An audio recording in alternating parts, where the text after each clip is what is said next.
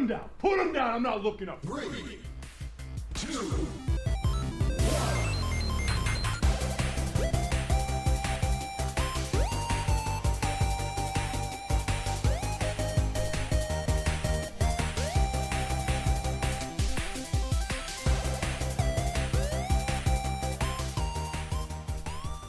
And welcome back yet again to Agony of Positivity podcast. I am Ross, joined by a yawning. So I was getting ready to do. Listen. I was getting ready to do a Max Caster, but I was yawning, so it messed it up. So oh man, how has your week been? Pretty good, I guess. I didn't work all week almost because one thing, it's like hell outside all week. Yes. Because, my God, and apparently next week it's going to be also terrible. Yeah, but we was out of power at my job. Yeah. And it's kind of hard to. One thing, working in a warehouse with no air on normal days is terrible. Working with no air when it's like the sun is baking your face off is even just miserable. So my boss is like, he tried to get us in and out as quickly as possible. He's like, I understand. He's like, this is miserable in here. So yeah, it was like, this sucks. I don't even want to be here. I'm not going to make you guys be here. Yeah, we had crazy storms and wind gusts or whatever Monday. I thought it was funny because I was looking at like weather stuff, and I guess the winds were like straight winds. So they weren't tornadoes, and all the weather reports were like super specific. This was not a tornado. This was wind squalls. And I was like, are they being paid by like insurance companies that because people have tornado protection but not like straight wind gust coverage or something? Like they were, it wasn't quite like winter storm weather person craziness, but it was an equal level of weird to me. It seemed like the kind of winds that we had was the winds that we had a couple years back when the basically hurricane attacked Ohio. Yes. I think it was the same was like system. 7 years ago, I think. Yeah. Maybe more. So I think it was like the same system play out type thing. Yeah. This was just from a storm, not a hurricane where the winds actually made it this far. Yeah. The trees behind me, because we have weed trees. Yeah. And I don't know if you know what weed trees are, because we had a guy come out that was a what's the word I'm looking for? The guys who saw down trees. What are they called? I can't think of the name. Arborist. Yes, there we go. So the tree dude, it was like, so you have weed trees. So weed trees are trees that are basically honeysuckle and stuff like that. Yeah. That grew to be big trees. He's like, weed trees are basically, they're very bendy. So he's like, when you get like winds and everything, they're not as solid like an oak or something like that. Is where they just take the wind. He's like, weed trees will like bend and everything. Yeah. And you know the big trees around my house. Yeah. When the wind was blowing, the thing was like bending over and everything. I was like, "Oh God, man!" So we went down in the basement because that's a fairly big tree. Yeah. And but yeah, it was fine. Nothing happened because I guess they're bendy. Yeah. they could take the wind. So. It could be you had enough trees that were like breaking the wind as well. Sure. We had in my area there were some big trees, like super old trees that got just completely uprooted. Like there's one tree that, like, when you see a semi truck that has like the steel coils, how big around those are, their tree is close to that big of a round. Gotcha. I don't know what they're gonna do. Like they don't even have a front yard at this point. Like it fell over, it ripped up, like, because it was close to the sidewalk, like going from like the street sidewalk to the sidewalk that goes to their steps. Ripped that up too when it came because the root system was incredibly massive. But yeah, there's like that. it's just crazy, like the damage it did. We lost power, which it was a bad day for that because it was hot. Yes. So I'm working in a school the next day, and we had power there, but it knocked the air conditioning out. So we're having to like wax floors and move furniture and other stuff still. And I mean, we started early. An oven. Yeah, like we started early, and I was dripping sweat into the wax that we were putting down. And I was like, I hope this doesn't mess it up. But there's no way to, like, I don't have hair. Like I got no chance that I'm not sweating like that. And, like the next day, we had like the first half of the day was the same thing where we had no air, and pretty much everyone else, like the other schools in the district, people were just like, yeah, I'm not doing this. We were just stupid, and we were just trying to get some work done. But man, was that a mistake. Oh, dude, I seen roofers, and my God, I'm thinking... Forget that. No. I'm like, you guys are some tough people. So I mean, I'm sure there's some people who are like, oh, I like the heat. I do not. And I cannot like imagine heat. being on a roof. I remember my days as a child in Singapore. Yeah. Yeah. So we're crazy like that. Yeah. Yeah, so if you were affected by storms recently and lost power, we feel for you. Sure. And especially if you had to work somewhere and they had no air, but they still expected you to do some work. Hey, and if you live in the middle half and a little bit of the East Coast next week, get ready. It's coming again. Yeah. Yeah, it's going to be so hot next week, it looks like. I'm hoping that, sometimes like that forecast changes and then you're like, oh, that wasn't so bad. But yeah, cold fronts come through and just, So I was thinking today, because there's pretty much nothing happened in wrestling to talk about. We'd just start with video games this week. It's been a pretty boring week. Boring couple weeks. Obviously, if you glance at the show notes, you'll know that that's just a ha-ha funny. Yeah. Like, we're obviously going to talk about wrestling this week, but I do want to talk about video games a little bit. So here we go. Get over here! Get over. Time's up. Let's do this. All right. So I haven't played a ton of stuff this week. Mostly just like the normal stuff I always play, like a little bit of Hearthstone. I typed in. What? I typed in because I was looking at AEW. Yeah. I typed in World of FTR.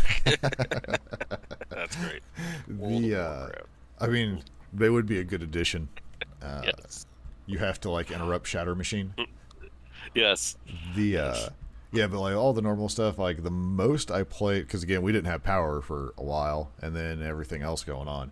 I've been playing retail WoW, which is a good change, because like we were talking a while back, like playing classic Burning Crusade, getting ready for classic Wrath to try to play that, and it's crazy. So I started Dark Iron, and again, this is retail. Started Dark Iron Dwarf. I don't have a paladin on retail. Like honestly, on retail, I have a mage and a warrior. Then I have a dozen other characters that I sort of play, but not really. Playing classic as the paladin made me start to enjoy like the protection paladin spec as far as being able to round up a bunch of stuff and whatever. Obviously, it's slightly different on retail because you don't have the seals to bounce around that I've come across yet. Yet. Yeah. So with the rework, who knows? Right. See, I enjoyed like that's what made me kind of like it, and now it's like, well, I have judgment, but it doesn't really do any judging other than some damage. But it's still fun. Like you're just running around being a menace to all the creatures on the map. Yes. But what I'm trying is, I found I guess it's the dude that does like speed running, for, like, leveling. And he normally does Horde, but he's also got something for Alliance. So I started with Dark Iron Dwarf at 10. I've only played like 2 sessions, and I'm like 32 already.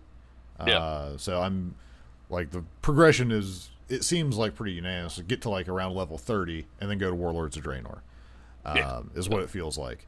and then Draenor has just like a good questing experience overall. Hey folks, ever since patch 9.1.5 has You been... were hearing the dude that does it. Harldan is the guy on YouTube. Harldan. So he does a bunch of stuff, but there's a link to... He has like a Google Doc for kind of like a written walkthrough. And I'll put a link to that in the show notes if anybody wants to look at it and is kind of getting into it. But yeah, he like... You can level to 50 really quick if you put just a little bit of effort into it. Now, obviously, I have almost full heirloom gear, so my rested XP is not getting drained as much. I was playing a couple weeks back on retail, and I totally forgot they changed how heirlooms work. Yeah. I was like, oh, I forgot about this. Yeah. The thing is, like, I mean, they probably had to with, like, squishing the levels down. Yeah. Because the extra XP you got, like, I'm still... I mean, they could have balanced it, theoretically. Like, I'm still just burning through levels. Like, it's so quick, It's just ridiculous. Until you get to Shadowlands, and then you got to play Shadowlands. So, is what it seems like. But, yeah, I'm having, like... an okay time with it, I guess. I don't know. Like, I really like Dark Iron Dwarves. It's strange because I find myself at this point, like, there's a new expansion coming, but there's a lot of like the old stuff that you can get, like, in retail. Yeah. Like, there is like some fun to go back and like try to farm old stuff. And at least honestly, for a while. That's how I like to play World of Warcraft, to be honest with you. Yeah, it's basically like a collector kind of thing. Basically, yeah.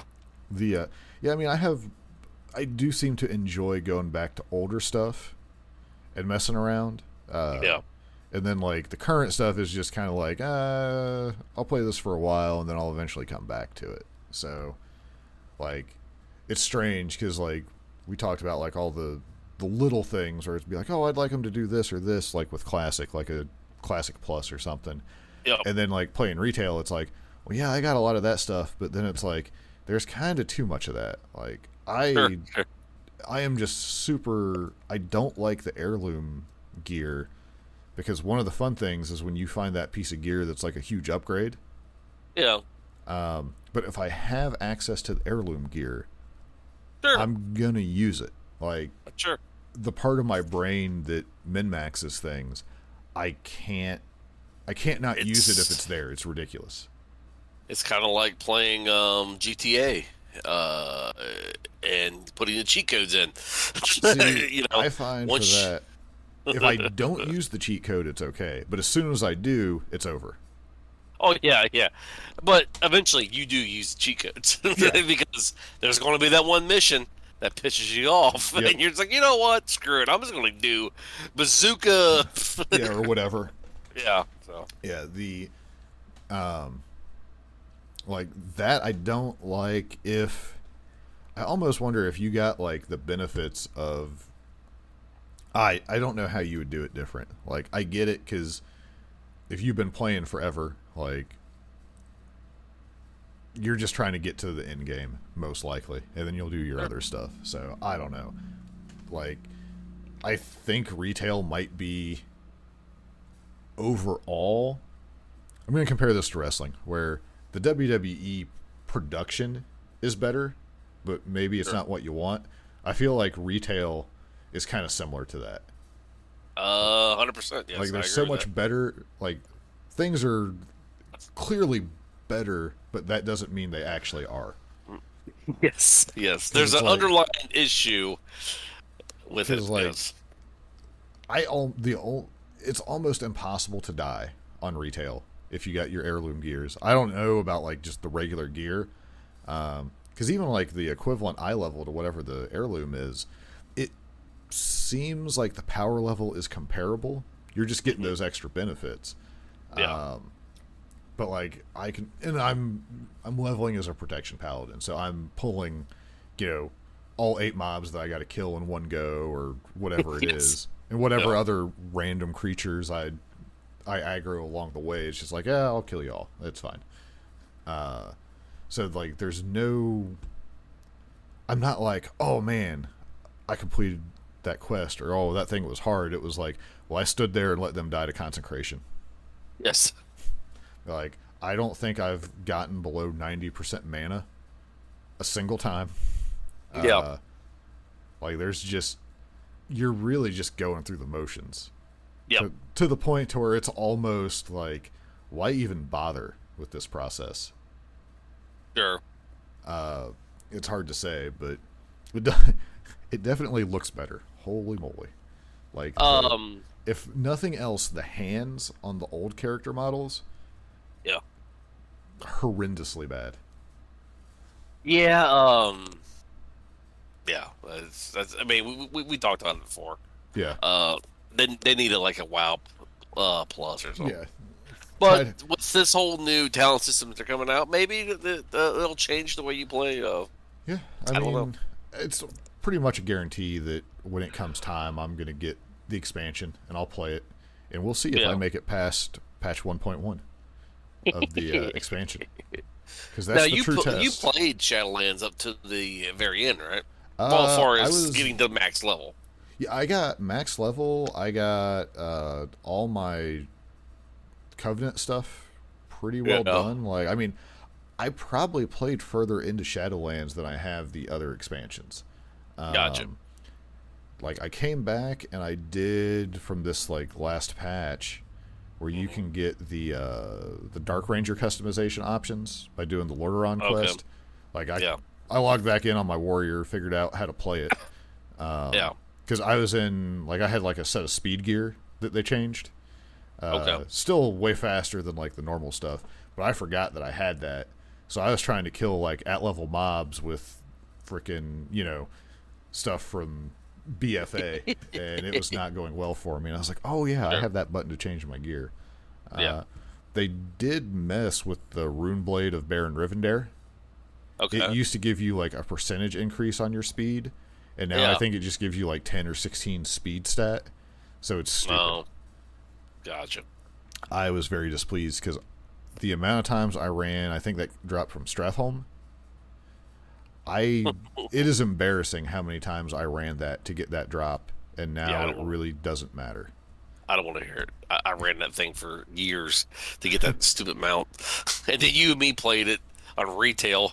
Yeah, like actually leveling it real, and then it dropped in like one of the dungeons. I was like, "What the hell?" I don't have anything like the hardest stuff for me was the purple judgment recolor. That was the hardest thing I ever farmed. And then the prophet, the prophet set for priest, the chest piece from Molten Core. That took me forever. Ashes of Alar I got like in no time. And see, I still haven't gotten that mount. I saw that one, and that's probably one of the mount. I was like, that is the coolest mount ever. I'm gonna get that. And it took me not nearly as long as some people because I have it. But that, like the Headless Horseman mount, I got the second year trying, I think. Yeah. And then I've never gotten Invincible, but yeah. See, it's funny. I've actually ran Lich King a bunch of times. Yeah. And that mount has dropped for me probably 5 times. I get tired of running ICC. So it's like I'll try like a couple times, and then it's like, dude, it takes way too much to get there. I'm just not doing this. This is dumb. I hate the fact that when stuff like that happens, like for example, like Invincible dropping 5 times for me. Yeah. Why can't I sell it? Why can't I just get that horse and put it on the auction house? Yeah, or something. Yeah. Well, because then everybody would have it by now. Sure, but someone still ran it. I don't know. Or if they like put in like give it like some Titan forging, where sometimes it'll drop and roll as BOE, and you can. I don't know. Set up a system where you have to train it, or who knows? I don't know. Where you can ride 2 of them, one foot on each saddle, like a circus performer, with hula hoops to jump through. Yes. But yeah, so I mean that's pretty much been my gaming week, was playing that. But I just wanted to talk about retail a little bit. So are you excited for the Drakthir? The dragon people. Oh, I don't know. I'll probably make one, sure. Yeah, I mean, there's no way I won't play it. It's got like a healing spec, so I'll have to try it out. But I mean, I don't knows? understand why they don't have a tank. I mean, it's literally a dragon.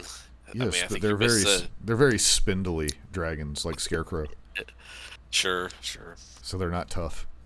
Well, it's Yeah. just like the one trolls, Yeah, the blood trolls. You missed an opportunity there to make everything like a dinosaur, like your tank a dinosaur, your Yeah. raptor. But no, they went a different route. well, maybe they'll get somewhere because they're adding like the ability to be different classes and be everything over time. Sure. Because I'd like to do, especially if they extend this whole cross faction thing. If I could basically be the Magor orc as a paladin or something on Alliance, Sure. or really pretty much like undead on Alliance, that'd be fine.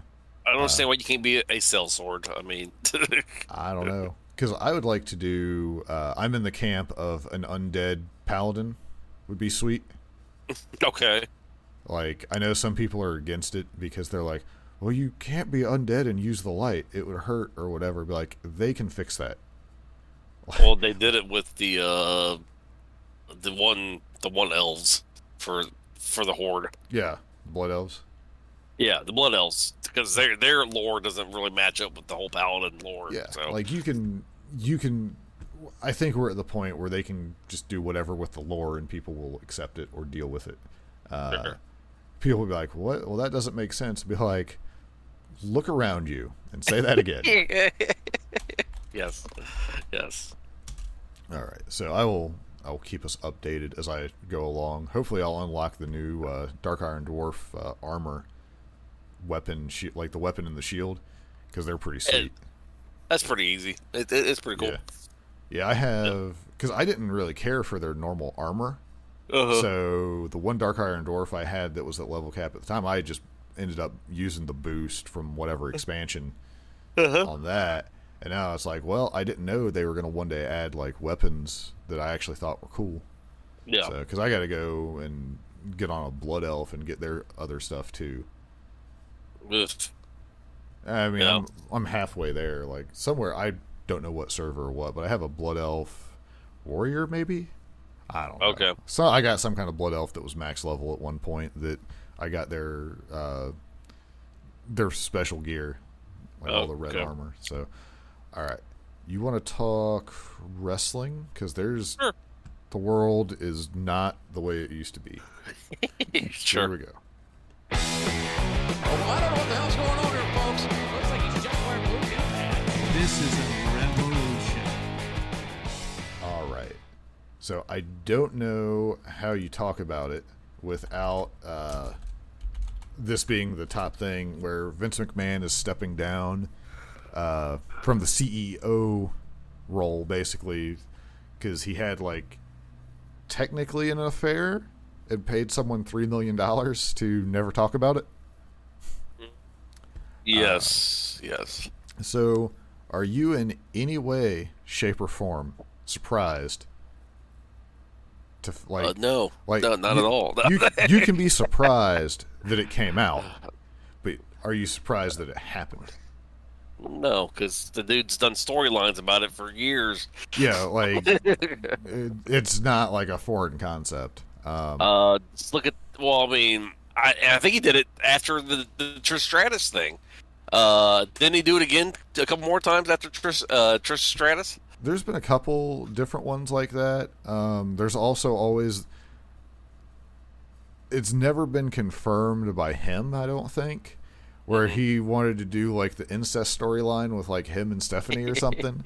But I don't know, like that's one of those things that anyone can say that, and then you see the other crazy stuff that he's done over time, and it's like, well, of course, yeah, he'd do that. Like whether it's true or not, Yeah. I don't have a hard time. There's almost nothing you can attribute to Vince McMahon that I wouldn't be like, well, of course he did. Like, Well, he does stuff that I never thought. he He eats peanut butter and mustard sandwiches. I'm sure he does. Why not? He's a weirdo. Sure. I mean, Jesse Ventura sued him, and he said he would never allow Jesse Ventura back on the thing, and then Jesse Ventura shows back up. Yep. Well, he definitely the I mean, best for business thing. He definitely will put personal feelings aside. Sure. I'll give him credit for that. Yeah. Yeah. Yeah, I don't know, because like this story broke, and then it just kept getting a little more traction as the day went on, and then Stephanie's replacing him, which they're saying is basically him saying, "Yeah, I'm not going to step down," because he could theoretically just run it through her. Well, they said that if he like the steroid trial, if he was going to go to jail, he was going to run WWE in jail. Yeah, I'm sure. And I 100% believe that he probably would be like sending storylines while he's sitting in a cell somewhere. Yeah, he would have been like the Kingpin. Yeah, like 100%. It would have. Yes. It would have gone down that way. Sure. Because he's crazy. So. Yeah. So do you buy into? And obviously, disclaimer that shouldn't even need to be said. We don't know nothing, and we don't know nobody. Or if you do, you've kept it a secret from me. I know this is gonna be a surprise to you. I'm not best friends with any of the McMahons. Sorry. Or anyone in that circle. Okay. Yes. I didn't think so, but we'll make sure. Do you think this goes with them trying to like the board or some group or something trying to get Vince out of the way because that makes it more attractive to sell? Or do you think they came across it and were like, oh, we got to do something if we ever want to, like, this has to be dealt with? So I looked at the second highest shareholder. Yeah. Which is Vanguard. Yeah, I can see. Where they're trying to get rid of him. Yeah. So, do you think? Because I think we talked about this a little bit before, like, because the sell rumors keep coming up. So it sure feels like one of those "there's smoke, there's fire" kind of deals. Sure. We had talked about it with like Disney, and I think some of the funny things were like someone else playing the Undertaker. Like all of a sudden, they really are just characters that are done by different people, and how that kind of stuff doesn't really work. Have you seen how someone made the Disney championship belt? No, hold on. I'm gonna look that up. That's hysterical. Championship belt. Here we go. I hope it has like the. Oh my goodness. There's one that has Disney Cruise Line. Yeah. Like they're just gonna change all the belts to go with their theme parks and everything. Oh, that'd be fantastic. Yeah. The Epcot belt or something like that. Yes. Daggone. But if some other group buys them, like, do you think no Vince makes WWE better or worse at this point? So I think it all depends on who they get as the booker. Right. I mean, because technically Tony Khan does not own AEW; his father does. Right. Tony Khan's the booker, and I question his booking, his strategy sometimes. Right. I don't think Tony Khan's the greatest booker ever. Maybe Vince McMahon at one time was a great booker, but lately, nah. So are you saying that the SummerSlam main event of Roman Reigns in a first-time encounter with Brock Lesnar? Now I'm going to play devil's advocate here with WWE. Who else would you choose? Because you got Cody down, you got Randy Orton down. Who is believable to dethrone Brock Lesnar or Roman Reigns? Maybe AJ Styles. What if? Now we got to do some time travel here. Well, let's say for the last 5 years, you actually built up a few more people. Well, sure. I mean, because they've ran through everybody is the thing. So, I mean, you have to assume like Cody was probably the plan. So now it's like pull out the big guns. I mean, I'd much rather it be Brock than Goldberg show up. So but that's what I mean. Who else would they choose? Yeah, I mean, you could get Bray back, I guess, but the Fiend was broken. 50-50. Fiend was 50-50 in my opinion. Sometimes he was good, sometimes he wasn't. So They started out at Super Saiyan God with the Fiend, and then they had to scale Yes. it back, and that's the wrong way to go. yes. Yeah, I mean, yeah, it is a good question. I don't know who else you would do, because some of the other people you have them involved with stuff already. Yeah. And he's beaten everybody else. Like, I don't know. Which you just said Seth Rollins reminds you as a one leg. He reminds you of as a one-legged parrot. No, it was you had said there was something that he was doing, but the way he comes out and he'll do like the weird dancing around, it's Yeah. like a deranged crow with a broken wing. There you go. There you go. So Vince came out on SmackDown last night, and like there was all these news things like, oh, Vince McMahon in character is going to come out and do something, and And I'm thinking, no, he's not, because the investors would eat him alive if he did that. yeah, well, it was weird that they were specifying in character, but Yeah. he comes out and announces something and then throws the microphone, and Yeah. that's the end of it. And it's like, Yep. what was even the point of that? I took it as him saying he's still here. Yeah, WWE will always be around whether he's here or not. That's how I took it. yeah, something like that.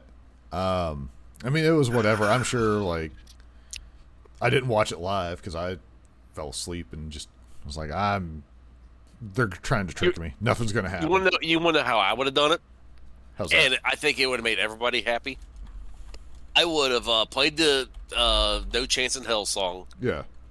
Then I would have had Nick Khan come out and say, cut the music. And I would have kept Nick Khan as Nick Khan Yeah. and say, okay, we're not going to do whatever that was going to happen. We're not going to do that tonight.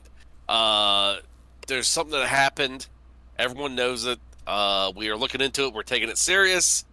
So until then, Stephanie McMahon is the Acting chairman. CEO. Yeah. Yeah. That way you would look like, ooh, Nick Khan is overthrowing. Yeah, it would look like a storyline without really looking like a storyline. So I think you would have made the investors happy. I think you would have made the fan base happy, and it would have got everyone talking. Like, it's basically like, it's been addressed. Yes. There you go. And I think it would have made everyone happy because wrestling fanboys would be like, oh my God, Nick Khan is, you know what I'm saying? So Right. that's how I What would do have you done it. think of the theory that this is all an elaborate work to compete with the MJF apparent No. work? No, because They I got don't the think- board of investors. They got Wall Street Journal, CNN on board. They're going to show Tony Khan how it's done. I don't think Vanguard cares one bit about wrestling storylines. So, What if they're into No. it? They're like, Earthquake was my favorite wrestler growing up. yes. I love yes. that guy. John Tenta was a beast. Yeah. He should No, have been I don't champ. think the investors, because if you look at some of the investors in WWE, there's some pretty big banks and mortgage firms. No, I don't think this is a work. Yeah, but Vince sent him a championship belt, and the little side plates have like their company on it. Yeah. And then they're like, oh, and they got complimentary Peacock, and they're like, I'm going to watch some of this pro wrestling stuff. This is amazing. Yeah. We want our company to be involved in a storyline with the WWE. No, I don't think so. No. I don't think stock market Fortune 500 companies care about wrestling I don't storylines. know. You could argue that the stock market might very well be a work. It's very true. I think most markets might actually fall into that category. So, try to think. So, yeah, I mean, do you think this week is going to get any crazier, like, coming up? It could. Because, like, Stephanie's taken over. Oh. Now, I think there's a large subset of the wrestling internet universe that is hoping that somehow Kevin Dunn gets fired out of all of this. Or loses his job.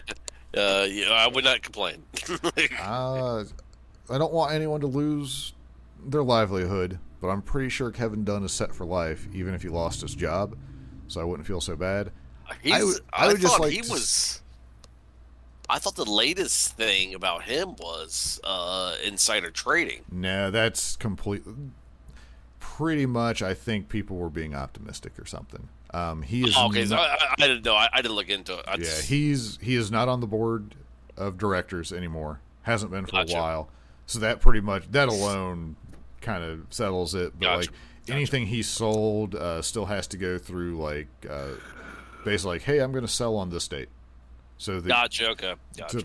So he hasn't done anything that. Now, I mean, by all accounts, anyone who would watch the show would see the amount of camera cuts and stuff like that, and you would think that would be merit enough. Yeah, so let me just say what I do know about Kevin Dunn. He is a terrible producer. The way his style is god awful. I don't know why WWE went that route, because old WWE was not like that. Yeah. So how does it make you feel to know? Apparently, because I can't stand it. As soon as I notice it, I can't stand it. Sometimes I can get halfway through a show and it's fine. The majority of people clearly don't care. It doesn't bother them at all. They I don't don't really even notice realize. it. It's because until you mentioned shaky cam, Yeah. I never noticed it. Yeah. And then when you mentioned shaky cam, I was like, "Oh my God, Ross is right." And now they're like, let's get away from shaky cam." They still do it sometimes. Now they're like, let's do 50,000 camera cuts. Well, the thing is, they've been doing the camera cuts for a long time. The shaky cam almost overshadowed that at times. Yes. But I mean, they still do the impact bounce on everything, and it's just ridiculous. It feels like I'm watching Cloverfield or something, where it's like, this is nausea-inducing. I would love to, if we could get a month, a pay-per-view cycle. I'm sorry, a premium live event cycle with someone other than Kevin Dunn directing that has a different artistic style. Yeah. Let the AEW dude, because they still do camera cuts and stuff like that, but it's not nearly as much. I would like to watch it with less camera cuts and stuff, just to see if that changes my opinion at all. Yeah. Well, because I watch NXT. They do it in NXT too. Yeah. Well, I mean, that's basically everything they do there, they now do on the main roster, or reverse, however you want to look at it. Yep. I want to comment. So I thought I was going to hate it, but something that they're doing that is fantastic to me currently on WWE is the whole Ezekiel being Elias's younger brother with Kevin Owens being the only person to be like, this is ridiculous. For something that when it initially came up, I was like, oh, this is going to die 1,000 deaths. It might be my favorite thing to watch clips of. Largely because of Kevin Owens. It's basically he's playing it straight and no one else is. And Ezekiel is doing a pretty good job of it. It's a shame that it probably wasn't expected to be as entertaining as it was, because before he shaved and stuff, they could have done something insane with this. Although if they would have planned it that much, it probably wouldn't be working as well as it is, at least to me. Because it's dumb. It's absolutely dumb and ridiculous, but somehow it falls in that little valley of, you know what, I'll accept this. Some of their dumb stuff is funny. I mean, I like the Canadian guy. What's his name? The Mountie. Yeah. I mean, terrible character, but he played it well. I mean, he made me believe that he was the Mountie. Yeah. So Elias and Ezekiel, he's playing it this is me. And Yeah. This is he is very committed. It feels like. Yeah. Again, I'm not watching it live. I'm watching the clips, but everything I see, it's he's kind of playing it straight, but he's also messing with Owens at the same time, and Owens is it's more irritated by it. I can't believe that people are going along with this. What is wrong with you people? Yes. It's a really good mix for me.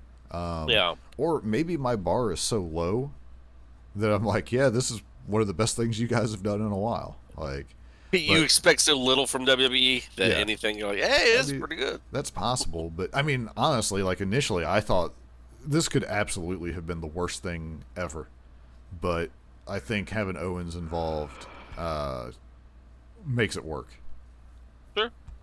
So now where he goes from there, because I liked Elias, but I thought he was very boring in the ring. So could run into the same problem. Like, they really got to do something to follow this up when they finally one day maybe get done with it. So I don't understand WWE's obsession with Pat McAfee. I don't get it. I don't understand him. Much like the camera cuts and the shaky cam, we are the minority. Like, Clearly. I will read a thread, and it'll be like one person will be like, "Oh my God, I cannot stand Pat McAfee," and then it's like 100 people that are like, "You're an idiot and you don't know what's good. This is the best thing to ever happen." Sure. I mean, I don't understand it. I hate Harry Potter, but there's clearly a market for Harry Potter. So, Well, Pat McAfee is Harry Potter. Yes, yes. In this case, like, people love him. I don't get it, but I mean, people really liked Mauro Ranallo. Or Mauro. Like, I thought he just yelled too much. Sure. Like, he could be very good. It's kind of like Jim Ross, where he's killing it some nights, and then other nights he's just like, "You all watching this at home know this is fake crap, right?" Like, this is the worst thing I've ever watched on TV. You're like, "Whoa, Jim." Yeah. So, all right. So let's hop over from that. I mean, that's pretty much all I got for WWE stuff. Like, hard not to talk about that, I would say. I mean, because I watched SmackDown last night, and like, my wife and me were watching it, and she's like, "I will say this about WWE: they look very, very crisp. Yep. Like, everything is just." It's like I think you described it perfectly. It's retail wow, but there is something about retail wow that just bugs me, and there is just something about WWE that bugs me. Yeah, I still say it's too perfect. Yeah. Like, it doesn't have any of the flaws that make it feel real. Like, it feels more TV show than sporting event. Yeah, exactly. Yeah. So, the other thing, there are semi-reliable sources online, and Sean Ross Sapp, now he has not confirmed this or hasn't actually reported it himself, but Sasha Banks is possibly released from WWE. Yeah, I've heard that. Yeah, where there's like there's an online personality. I know some people are like they question the timing of that. Yeah. Yeah. I don't think that has anything to do with it, but supposedly she had like a short time left on the contract, but she's been quietly released or something. They're not talking about it. But it sounds like that might be a thing, but I haven't seen anyone actually confirm it that is someone that I usually like follow them for news or anything like that. I would get excited maybe her going to AEW. Yeah. But I don't know, man. Tony does some weird things. Yeah, they need to get to the point where, and maybe with the interim title thing, like after Forbidden Door, kind of just like a reset on stuff that's going on. Like, all right, we're starting a new stretch. Like Tony, you or just the owner or whatever, just sit back and Regal, Billy Gunn, whatever, somebody that knows, let them be the booker. Well, or don't do like the whole like writing thing, but get like at least one more person and give them some say. Something. Sure. I don't know. I mean, overall,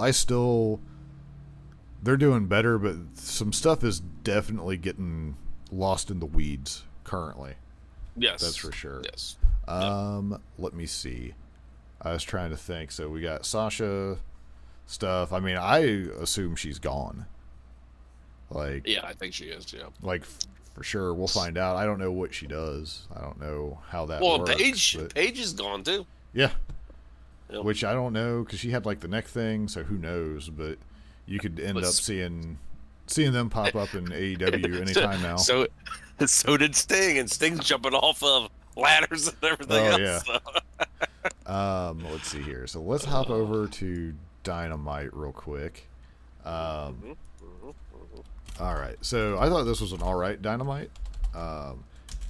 Apparently, the Stanley Cup just crushed TV in general this week. Yeah, I think the next highest ranked show was the Housewives of Dubai.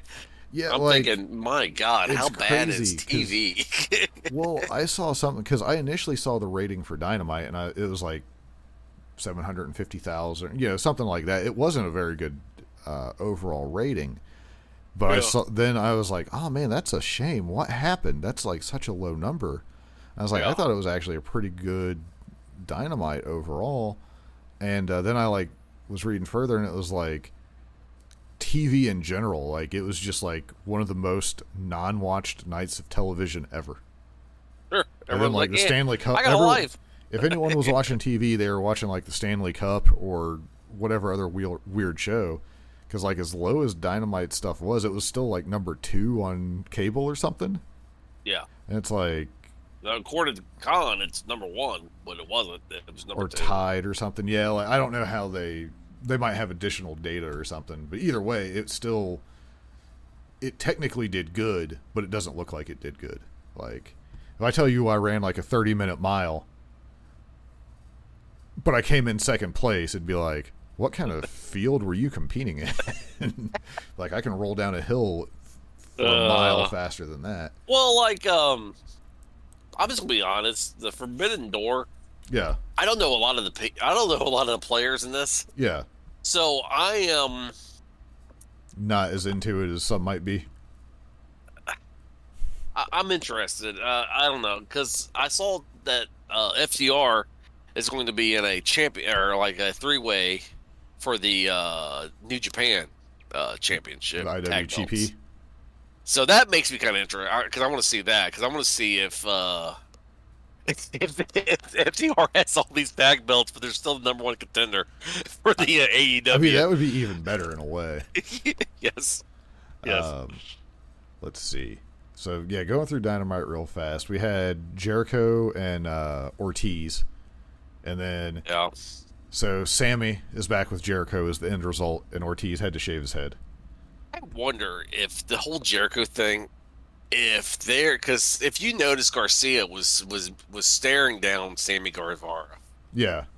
I wonder if they're all going to turn on Jericho, and Jericho, because he was talking about on the Broken Skull. Yeah. What's old? He wants to do. He's all about reinventing his character. Yeah. And which I agree with. He's always reinventing his character. Yeah.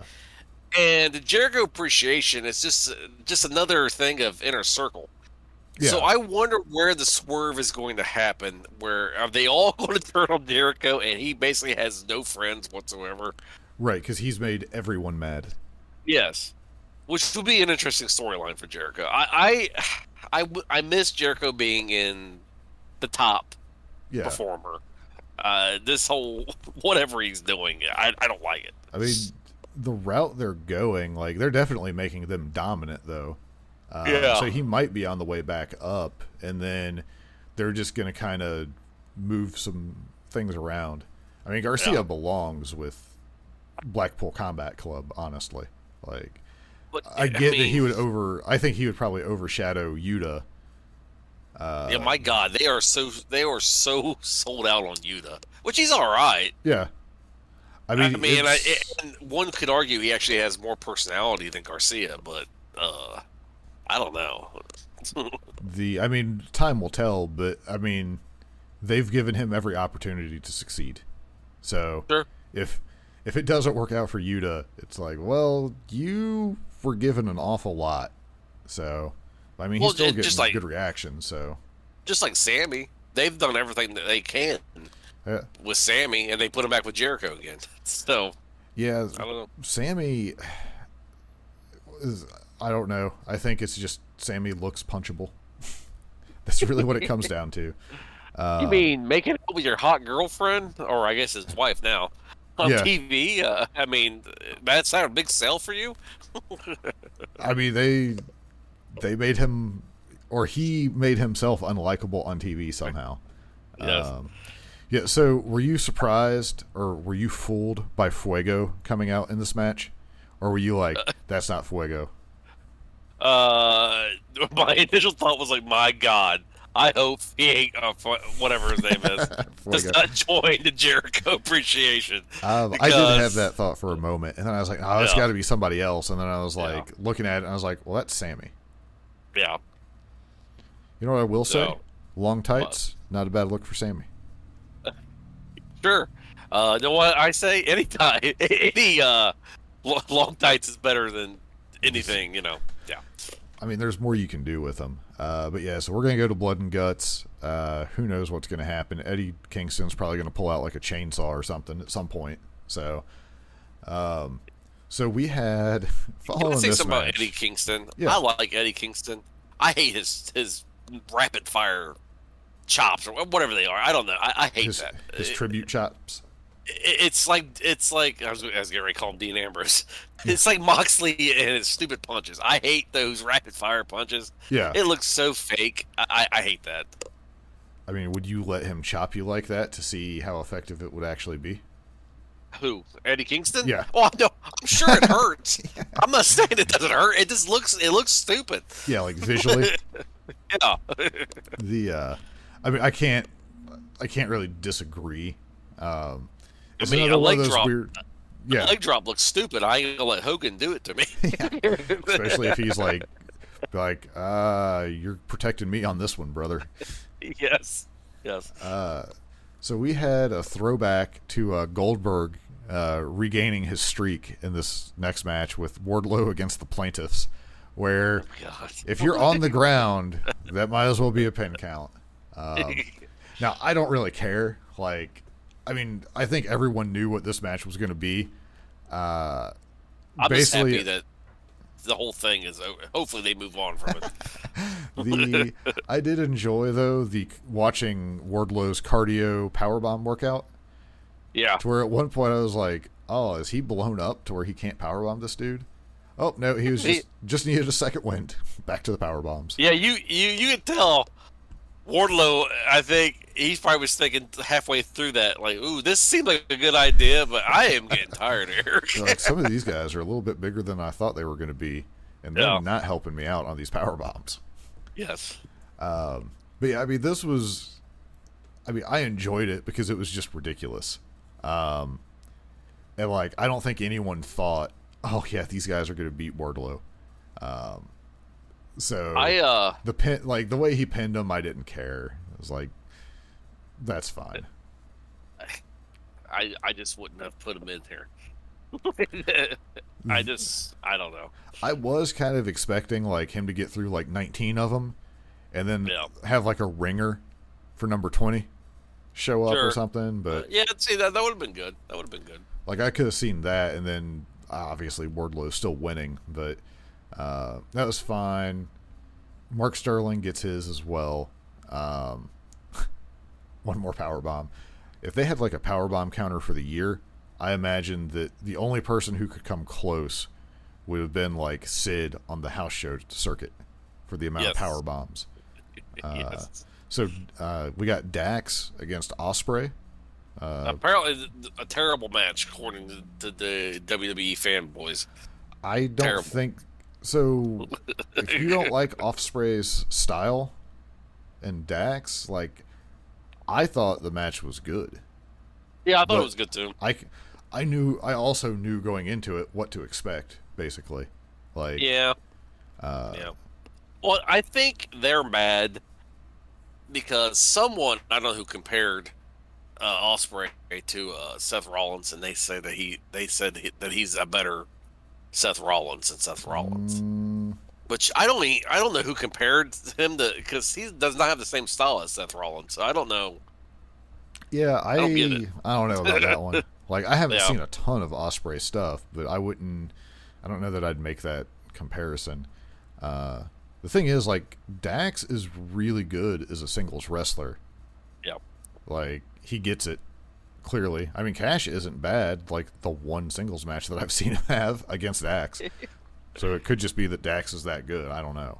I don't know why they keep doing it. Because it seems like they wanted to keep doing tag team stuff, but apparently Tony likes him as a singles wrestler. So I mean, maybe it's something that he was like, you know what, I'd like to get like a little bit of a experience with this for some reason or something. Like, sure. Or maybe Cash is like banged up, so he's taking a lighter schedule. I don't know. Or it was like, man, Dax, you are super good at singles. Would you like to do a few more singles matches here and there? And he's like, I love wrestling. Yeah. In the Carolinas or wherever I'm from. All right, jumping to that, we got Tanahashi and Moxley with a face-to-face. Basically, Moxley just doing a lot of talking, and then I was surprised when Jericho interrupted. Yeah, I was a little surprised at that too. And then, so I'm assuming Mox and Tanahashi are going to team up at some point before Forbidden Door, maybe? I don't know. Or they were just like, there's no way that Moxley would not get in a confrontation with Tanahashi. How do we stop that? Well, Jericho said on Twitter, I think, Mm-hmm. I don't know, he was interviewing with somebody. He's like, yeah, I really want to be a part of Forbidden Door, but I'm tied up with Eddie Kingston right now, so we have to work something out. I was like, well, yeah, you're I don't know what the hell you're doing with your character. You're down in the basement somewhere. Well, that's how they got to Eddie, and they're going to have Shota, Moxley's young lion that he stole when he went over to New Japan, and Yuta. Okay. And then it's going to be Minoru Suzuki and Sammy Guevara and himself. So they got on it, and they got and then Shota ties into Moxley. So I think you're gonna get Moxley and Jericho for that interim title. If Moxley wins it, I still like your thought of, you know what, put it on Tanahashi and let's see what happens. Like, do something crazy. Sure. Or, you know what, I do not want Moxley getting it. Moxley, I like him. I mean, he had his run. His run, granted, his run was kind of cheated. Yeah. It was during the pandemic, but I don't know. Give it to somebody else. I mean, either way, like, the end result, I think, is fine, no matter what you do. Especially if it ends up with, like, if it takes, like, Tanahashi gets to be your interim champion, but you give FTR the tag belts, like, some kind of trade there or whatever they're going to do. Well, because I think FTR they like to go to Mexico, they like to go to New Japan, so, I mean... Yeah, let them. Let them. If they want to represent AEW. I mean, they're... Like, if I had a company, and I'm looking at tag teams, and I was like, hey, you want to work with us and do something with FTR, give them your belts for a little bit, it'd be like, that's not going to hurt the tag belts. So, yes, that's good. Sure. Like, I can't see them having your belt being a bad thing. Too bad, because they're not the type of characters that would do this. They should make, like, the number one contenders belt for AEW Championship. Just make their own belts. I mean, they could probably do that and make it work where they're like, you know what? How about this? Because this is getting dumb. When are you guys going to do something for this? Although at this point it is like almost like a storyline, whether intended to or not. It's comical. It's like, because they've all talked about it on their Instagram. Yeah, they've posted the screenshots like throughout the entire year of them being number one. It's still not get, like everyone else on Earth has gotten a match. Yep. So were you happy to see more Miro back in action against Ethan Page? Yes. Miro is still good. Yep. I kind of hope Miro wins this belt. I do too. It'd be interesting to see him fight. I'm assuming Malachi Black's going to win against Penta. Yeah. Because the whole AAA or whoever, I don't know what the hell's going on there. I guess they can't compete in New Japan or whatever. Yeah, there's some weird mess like them and Andrade and I don't know. I mean, it's one of those things where it's like, oh, this is the problem with this Forbidden Door stuff. Is I think you can get into some weird situations. Because Pac and Malachi, we've already done that. Yeah. I want to see. I want to see Miro with his god talking about whoever Malachi Black worships. I don't know. Yeah. Like, And I what's think going to it'd be happen there? I think it'd be an interesting, funny story. Yeah, you gotta feel like Miro is going to end up being a good guy before too long. Like, Well, I think he kind of was during this match. yeah, a little, I mean, he's definitely positioned that way. I mean, anytime you're aligned with Dan Lambert, you're kind of the bad guy, I guess. Unless you're Cody. Yes. Let's see here.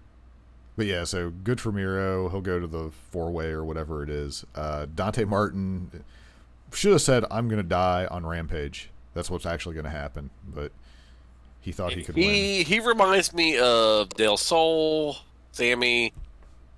They try every way in the world to make this guy likable, and yeah, he can do flippy doos. Yeah. But he just has no personality.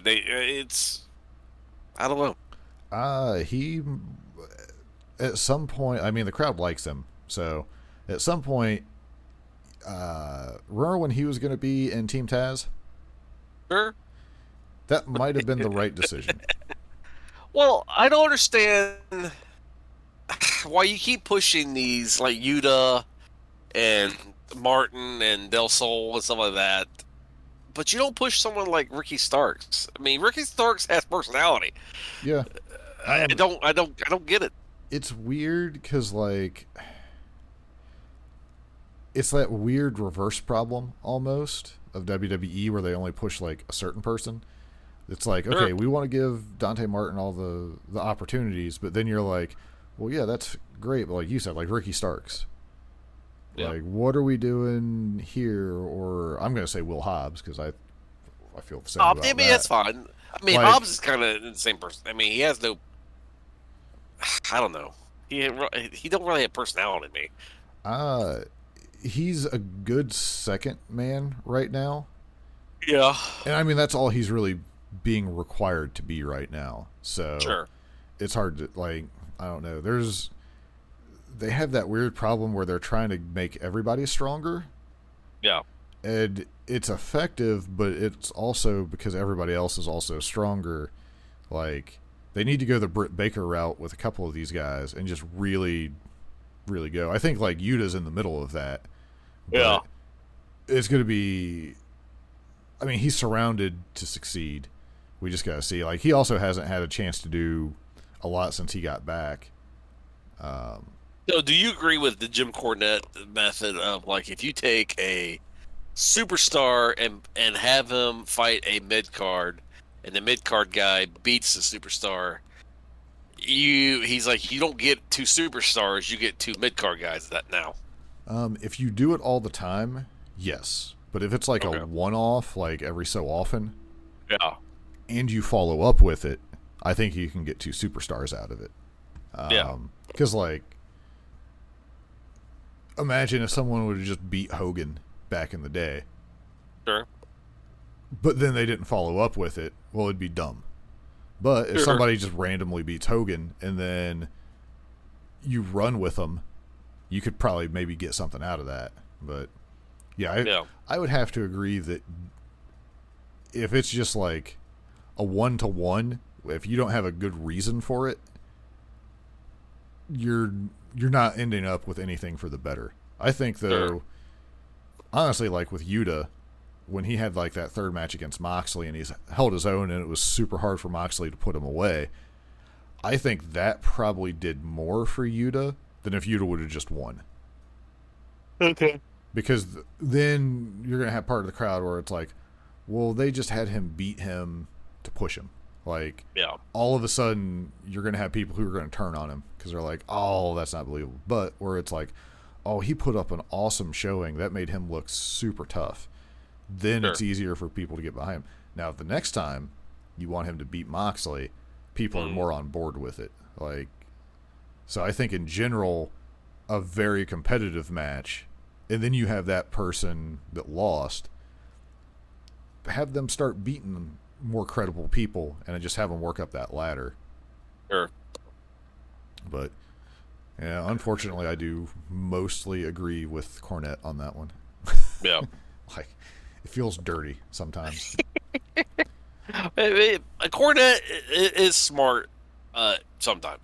Yeah. There's some things he says I totally disagree with, and There's he's things completely that- biased and things. Yeah, but, there's stuff he says that it's just like, you have to know that's wrong. Like, yeah. I know it's an opinion, but it's actually wrong. Yeah. So we got a rematch here. Tony Storm and Britt Baker. Yeah. I thought this match was much better than the first match, where Tony Storm was apparently trying to blow Britt Baker up for the whole match. Because it was just like, move, move, move. No time to sell. We just got to go to the next move. Be like, we planned to do 57 moves, and our time got cut to a minute. We're going to do a move a second. Before you get into that, I think it was like the week before this, the whole Thunder Rosa and what's her name? Oh, Maria Shafir, maybe? Do you agree with that Thunder Rosa was sandbagging her? I don't know. I rewatched it. Yeah. Yeah, I mean it was sloppy, sure. Yeah. I don't know if she was. Well, maybe she was. I don't know because I don't have any kind of wrestling experience. I don't know what sandbagging looks like. But well, if you go back to the match that started that kind of talk, where it was Thunder Rosa and not Ivelisse, I don't think. I know what you're talking about. Was it I can't think of Ivelisse? her name. It might be. Because her partner Diamante is still there, I think, and I think Ivelisse was the one who basically got told to not come back because of the way she behaved in the match. Because I know after this, like, she was jumping on Twitter like, I told you, and it's like, so there's one example of something that clearly that match just didn't go well. Yeah. I don't think that automatically proves everything that she had said. Sure. Because, like, Shafir, she had the fight against Jade, and that wasn't exactly great either. Yeah. The one instance, and I haven't really heard anyone come out saying that Thunder Rosa's terrible to work with or anything. Like, I haven't really heard that. Like, well, just because Britt Baker and Thunder Rosa didn't have a good match either when like they've she had won the belt. Yeah. So Like, they've had much better matches than that one. So, like, sometimes things are just off for whatever reason.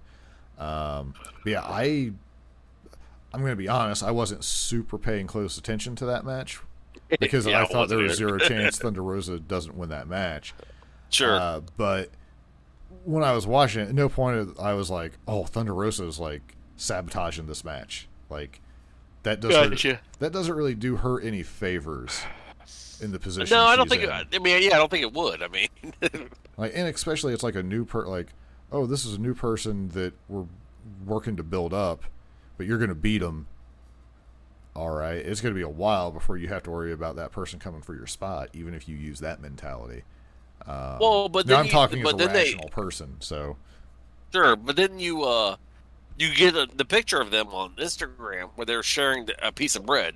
yeah. So was there some truth to it? Who knows?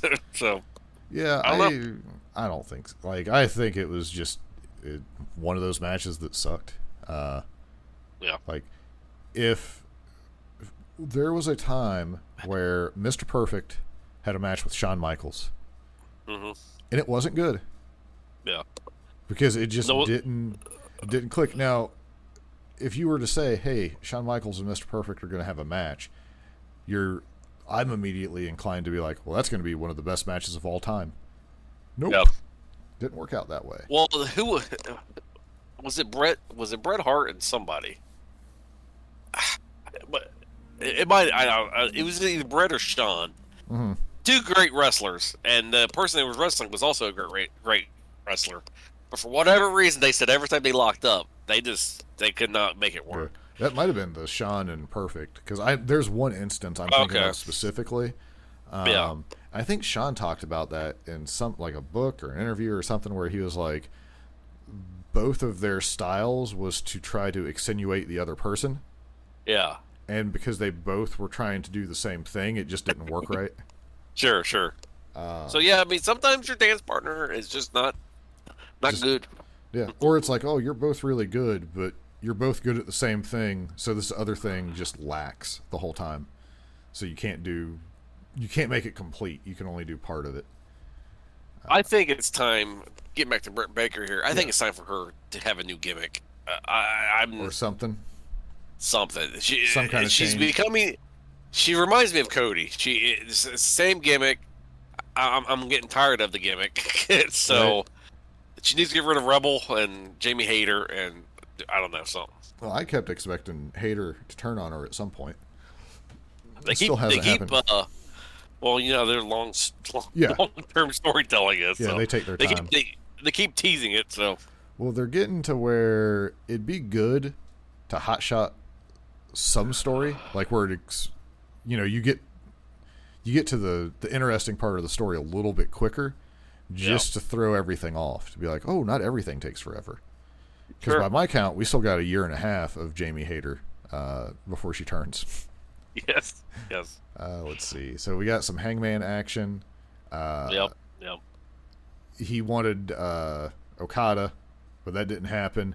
I mean, this is basically like Hangman feels like he's back to good old cowboy Hangman. Like he doesn't want to destroy and dismember people and pick his teeth with their bones. But I just didn't understand this. I don't promo. know where they're going. Yeah. Because it's like Hangman wanted Okada for the IWGP belt. Well, that's obviously not going to happen. Sure. So Switchblade shows up and hits him with the sister Switchblade or whatever. Yep. Blade Runner, I think, is what he called it. Sister Switchblade, that's great. Sister Switchblade is what that's going to be called from now. We could do Sister great. Catalyst as well, I suppose. That would work. Yes. I really wanted Okada and Hangman, personally. Even without the belt. Like, I was hoping they were going to go that route. But, but Adam Cole is out talking about he's not going to get the belt because it's going to be Adam Cole and Jay White.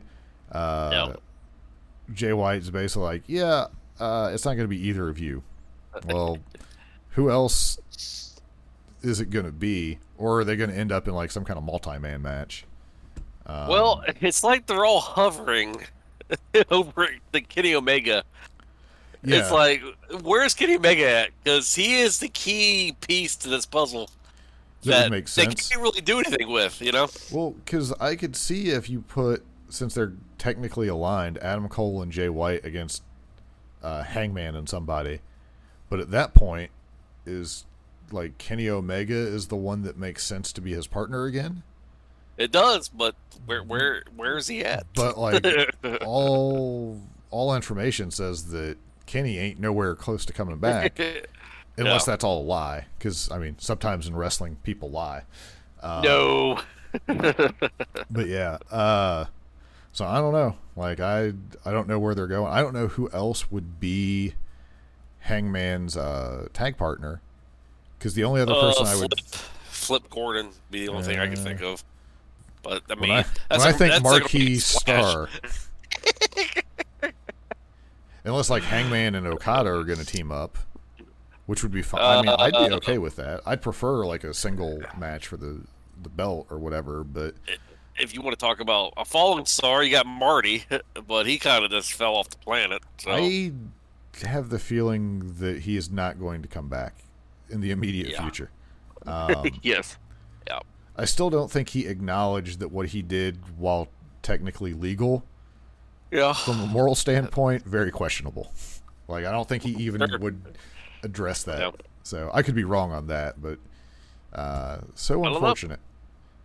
Yeah, I don't know, because like there was theoretically something you could do with Tanahashi, but he's involved with Moxley. Yeah. Because I believe it was Tanahashi who said he'd get the poison out of Hangman one day. But that's like forever ago. So yeah, I don't know. I don't know what they're going to do, but it'll, like, whatever. Like, is Okada even going to be involved? Like, because they're talking about Okada a lot to not have him there. And it seems like for this big of an event, you'd want Okada. Like, you would think. But who knows? Let's see. So moving forward, we got the tag match. There was Jeff Hardy did a thing this week. Yeah. Jeff Hardy bad was thing. being Jeff Hardy. It's unfortunate.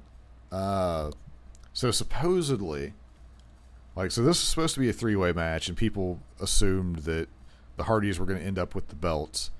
Yeah.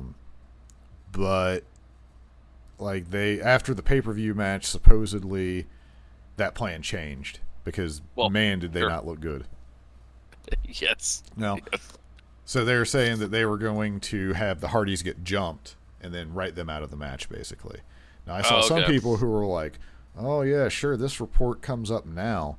This is just a way for Tony Khan to make himself look better. I guess people could not believe that he watched the pay-per-view match and did not come to the conclusion, oh, we need to abort this plan real quick. One would think, yes. I feel like that's absolutely possible. Yes.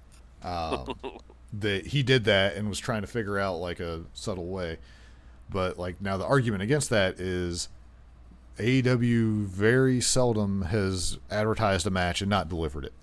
So to completely say you're going to have the Hardys in a match and then pull them out doesn't really flow with how AEW does things. But if they've never done it, if you do it once, that's not, you can do something occasionally and it's not such a big deal. Even DQs or rematches is not bad if you do it some. So I don't know. But end result is we're probably not going to see the Hardys for a long time. And then the Young Bucks won the belts. Thank God. And what you've been waiting for, Christian turns on that piece of crap, Jungle Boy. It was a great night. Get rid of the belt from Cardboard Guy. Yeah. And, finally Christian Cage. Tony Khan was like, hey, I have Christian Cage working for me. Maybe I should use him. Well, I guess, I don't know if he said it or he tweeted it or what, but, because he went out and was, talking to Jungle Boy's family because his birthday was the next day. Yeah. And he was like, you raised a piece of crap. He used a different word, but you raised a piece of crap. And then, somewhere it was I hope you enjoy eating your birthday cake through a straw or something like that. But Bad Guy Christian is pretty good. Yeah. Although, do you think they intended the crowd to cheer as much as they did when he hit him? Or was that I think a lot of people are like me. Yes, please. Move on. I can't cheer. Hey, I understand Christian is the bad guy, but I'm just happy to get along with this story. So it just seems like I'm cheering for Christian. But really, I'm just glad that it finally happened. I think they're like, yay, the belts are off him. Yay, Christian Cage. All right, now we can finally get something. And next we get Luchasaurus is going to turn on Jungle Boy and go with Christian. And he's going to reveal he's not a dinosaur. Or here's what I want. Luchasaurus, he can betray Jungle Boy, but he goes where Marco Stunt is, and and just disappears off your TV. He just disappears with Marco Stunt, so there you go. I want to see him be whatever his non-dinosaur persona is and see how that does. Because I assume, if we got to the point where you turn Luchasaurus, he 100% can't be Luchasaurus as a bad guy. I assume you keep that as the good guy character at some point. Yeah, maybe. I don't know. Where years from now, Jungle Man needs a tag partner, and he calls his trusty dinosaur partner. Now, if we get who's trapped in a tar pit. Now, if we get the thing that you've been talking about for an entire year, Hollywood Jack out of this. Yeah. Hey, maybe it's good. Maybe it, It's unfortunate that Hogan used the Hollywood thing because I don't know what. Hollywood Jack Perry is the way to go, but you also have Ryan Nemeth running around as the Hollywood hunk. So there's something you could do, but him when he one day becomes just Jack Perry the bad guy, I think that's when it's gonna happen. Yeah. Well. All right. So we're getting pretty long at this point. I watch Rampage, but other than Sting showed back up, Darby did Darby things. Willow was pretty good. Yeah. Her theme music is weird, but very catchy. Sure.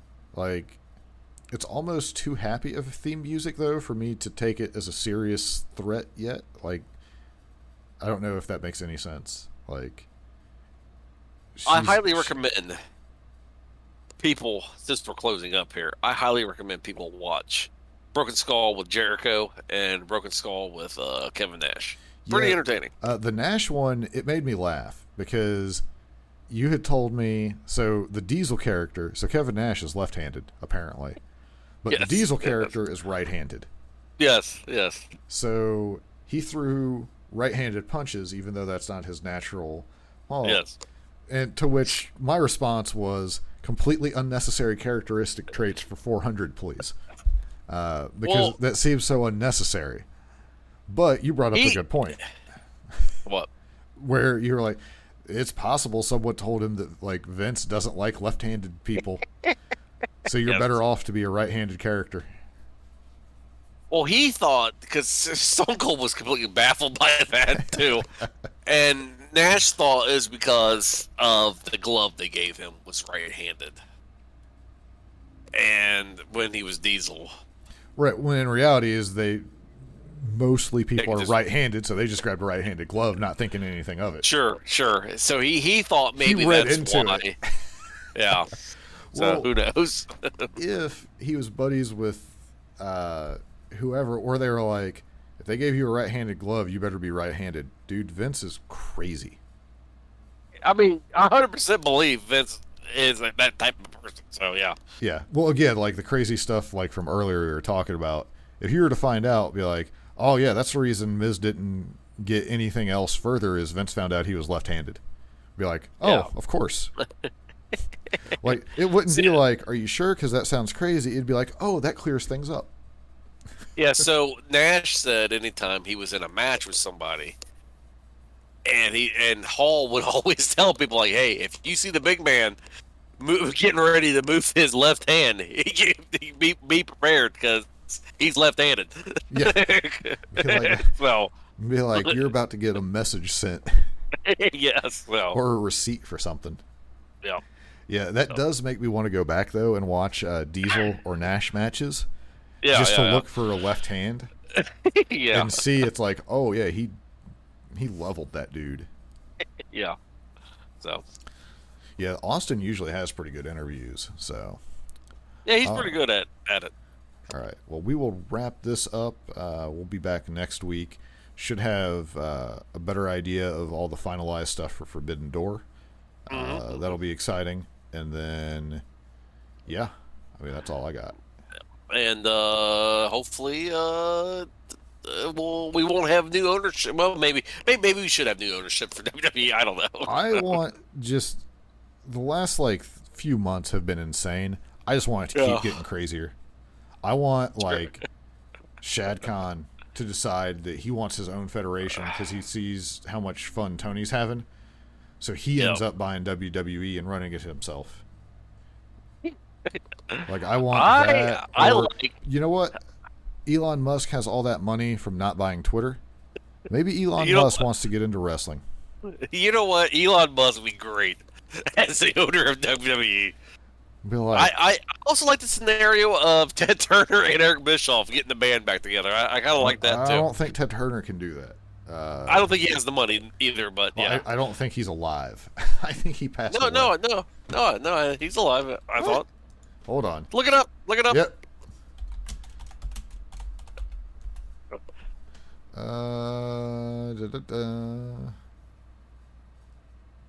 thought I looked it up, and yeah, Ted Turner's still alive, I thought. I'm looking. Is Ted Turner? He's I guess super old. I thought he was. I thought he died. Date of birth. Yeah, he doesn't have. I didn't know he was born in Cincinnati. Huh. Yeah. Well, I guess he's still alive. Okay. You know, I kind of like your idea. I think Elon Musk would be even better. I don't know what we would get. We might get my dream of getting Rex Ryan involved. You know how Regal and NXT had the War Games was his thing? Yes. You bring in Rex Ryan. Yes. You have moon travel. The battle Yeah. on the moon, or Moon Wars, or whatever, where you send the two Yeah. wrestlers to the moon and then they fight. There's a lot of eccentric people, like Jerry Jones would be good, I think. The evil emperor himself. Yes. I mean, there's a lot of people I think this go even crazier with WWE than Vince McMahon. Yeah, or you The Vince McMahon is pretty crazy. Or you know what? Give it to Vince Russo. Let's. Oh, there you go. That's I want unfiltered Vince Russo. yeah, kiss of death. That's what you want. I don't know. It'd probably be 50-50. There'd be some amazing stuff, and then there'd be stuff that's so bad it might be good. All right, well, we'll call it there. I'm gonna hit the button. Yep. Here we go.